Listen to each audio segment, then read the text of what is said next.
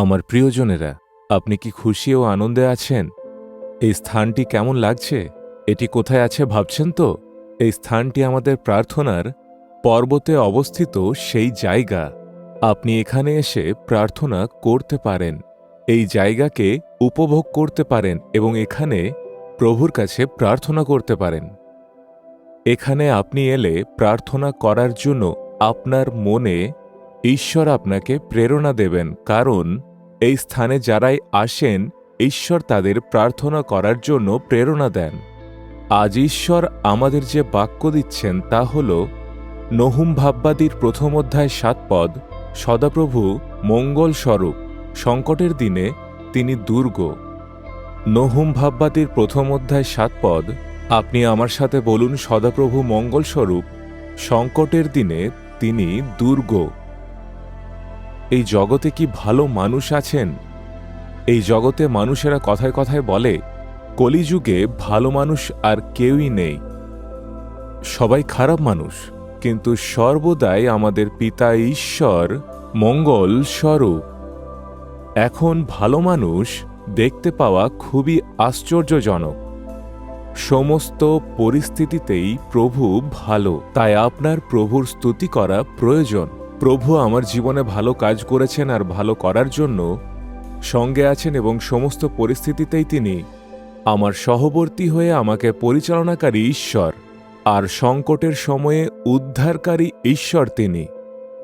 কেল্লা অথবা দুর্গ বলা হয়, তাই না? সেখানে কেউই বা কোনো কিছুই আসতে পারে না।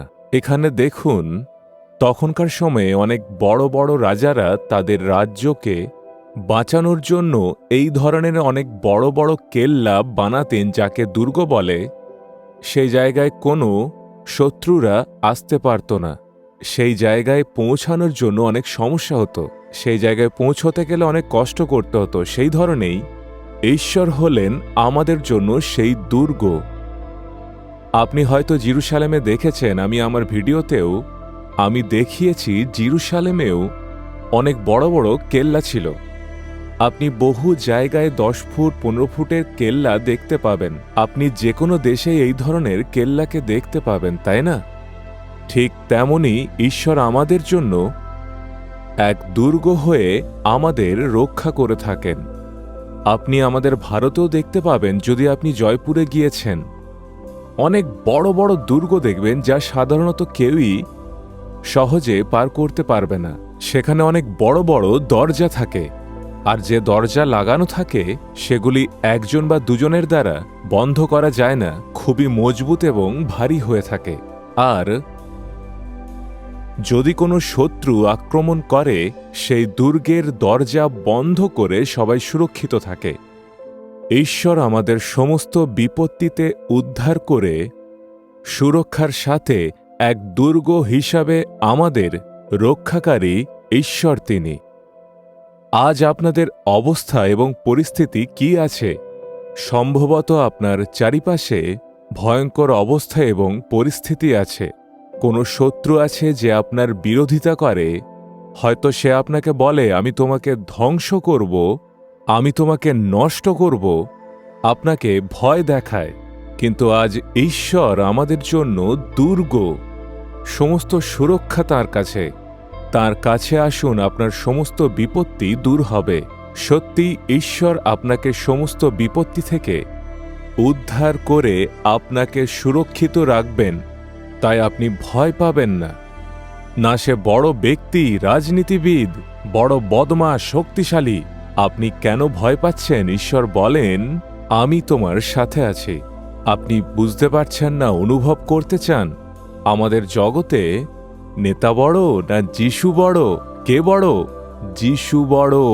আপনি বলে থাকেন না, সেই ব্যক্তি অনেক বড়, অনেক বড় মানুষ, কিছু করা যাবে না, সে অনেক সামর্থ্যশালী, এমনটা ভাবেন তো? আমাদের সঙ্গে থাকা ঈশ্বর তার থেকেও অনেক বড়। যিশু খ্রিস্ট অনেক সামর্থ্যশালী এবং সর্বশক্তিমান। তার ঊর্ধ্বে আমাদের সাথে কিছু হতে পারে না। বড় দুর্গে বাইরে থেকে কোনো কিছুই, না তরোয়াল, না কোনো অস্ত্র, না তীর, কোনো কিছুই সেই দেওয়ালে লাগে, কিন্তু মনুষ্যের উপরে লাগে না। ঠিক তেমনি শত্রু আপনার বিরুদ্ধে যাই কিছু করুক না কেন, ঈশ্বর আপনাকে উদ্ধার এবং সুরক্ষিত করবেন। যাই বিপত্তি আসুক না কেন, প্রথমে যীশু খ্রিস্ট আমাদের উদ্ধার করবেন, আমাদের সুরক্ষিত করবেন। তাই কিছু হবে না। ঈশ্বর আমাদের দুর্গ। তাই আপনি বলুন, হে শত্রু, হে শয়তান, আমার বিরুদ্ধে তুমি যা কিছুই করো না কেন, আমার কোনো কিছুই হবে না, কারণ যীশু খ্রিস্ট আমার সাথে। আজ সাহসের সাথে বলুন, হে সর্বশক্তিমান ঈশ্বর, তুমি আমাকে উদ্ধার এবং সুরক্ষিত করো, আমার দুর্গ হিসাবে থাকো, তাই তোমার স্তুতি করি। আপনি বলুন, হে ঈশ্বর, আমার সুরক্ষা হিসেবে তুমি সাথে সাথে থাকলে আমাদের কোনো বিপত্তি আসবে না। তাই নিজেকে তোমার কাছে আমি সমর্পণ করি। প্রভু যীশু খ্রিস্টের নামে প্রার্থনা চাই। Amen, amen.